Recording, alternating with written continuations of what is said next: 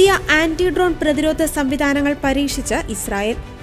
Elbit, IAI, Rafale എന്നിവയും 6 ചെറുകിട സ്ഥാപനങ്ങളും ചേർന്ന് വികസിപ്പിച്ചെടുത്ത പുതിയ ആന്റി ഡ്രോൺ സിസ്റ്റങ്ങളുടെ പരീക്ഷണ പരമ്പരയാണ് ഇസ്രായേൽ പ്രതിരോധ മന്ത്രാലയം നിലവിൽ പൂർത്തിയാക്കിയിരിക്കുന്നത്.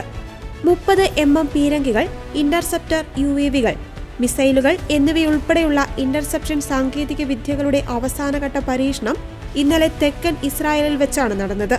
2023 ഒക്ടോബർ 7 മുതൽ Lebanon, Gaza, Iraq, Syria, Yemen, Iran എന്നിവിടങ്ങളിൽ നിന്ന് ഏകദേശം 1300 ഡ്രോണുകൾ ഇസ്രായേലിനെ ലക്ഷ്യം വെച്ചിട്ടുണ്ട്. ഇതിൽ 231 ഡ്രോണുകൾ ഇസ്രായേലിൽ നാശനഷ്ടങ്ങൾ ഉണ്ടാക്കുകയും ചെയ്തിട്ടുണ്ട്. ഈ സാഹചര്യത്തിലാണ് ഇസ്രായേൽ പുതിയ ആന്റി ഡ്രോൺ പ്രതിരോധ സംവിധാനങ്ങൾ പരീക്ഷിക്കുന്നത്.